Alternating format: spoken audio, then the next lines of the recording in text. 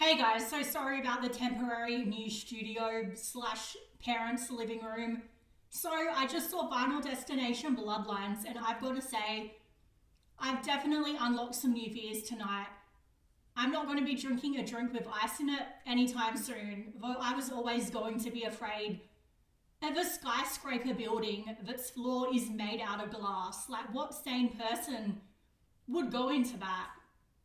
So I'm not the type of person to overhype movies. If you've been on my channel for a while, you'll know that I tend to go to the other direction because I see so many people in this community say that every single movie is the best one they've ever seen, basically. But this is honestly the best movie that I've seen this year.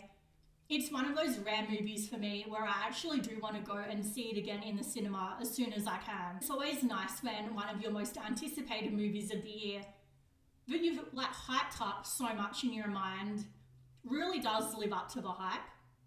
I've seen some people saying that it's the best of the franchise, and I went into this sort of thinking, really? That's really going quite far, but I agree with them. I actually do think this is genuinely the best in the franchise. I didn't think that there would be another opening disaster scene for me that would top that roller coaster scene.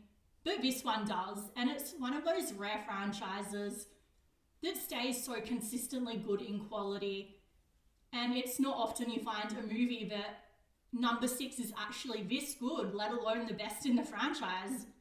But still, it is very, very close. Like, I still would say it is only a little bit better than my other favourites in the franchise, but it beats it by just a tiny little bit. And it's one of those rare movies that I think is filmed for IMAX, where you will actually benefit from seeing this on the biggest screen possible. So Tony Todd's last moments are quite heartfelt and emotional. And I've got to say that this is one complaint. It is missing that tone I really wanted from the first 3 movies, where it's so sinister and creepy.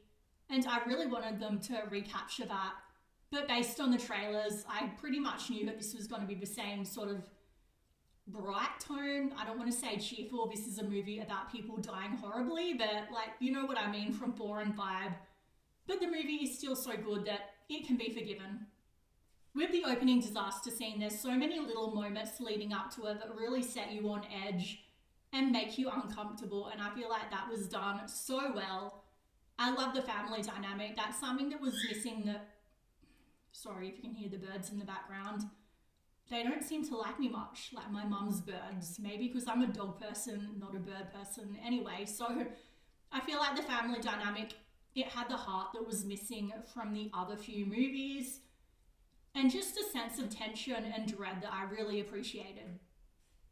And if you've seen Jurassic Park 2, like, this isn't a spoiler, it was in the trailer, but there's that scene that reminds me a lot of when the T-Rex is trying to push them over the cliff and they're on the glass. It just had the same vibe as that, and I thought that was really well done. So I called it. I knew that the premonition scene was going to be broken into 2 parts this time, so maybe I had a premonition, but you know what happened the way I thought it would. Sort of like just before the halfway point, we get the second part of the premonition, and I feel like that's how they were doing it differently this time around, and it's still pretty formulaic, but I feel like the formula works so well that you don't really need to change it up that much. In terms of the characters, Eric is definitely my favourite. He's funny, he's sarcastic, he was definitely the highlight of the movie. So talking about the grandma that had the premonition, Granny has gone all Laurie Strode from Halloween Ends. She's living in isolation, she's paranoid. Her family pretty much thinks that she's completely nuts. And talking about nuts, I had one of those peanut butter cups as my snack for the movie, and when you see the movie, you'll see why that's relevant. I didn't plan it that way, but it's nice when things work out.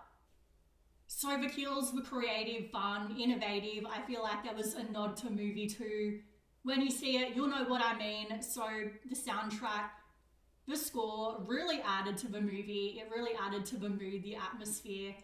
And I feel like I would go as far as to say this is a 9 out of 10 for me. So let me know if you've seen it. It's out in cinemas at the moment. for tonight and tomorrow night here in Australia anyway. So let me know when you've seen it, what you think of it down below, and what's your favourite movie in the franchise so far. Please like, comment, subscribe, all of that YouTube stuff, and I'll see you in the next video.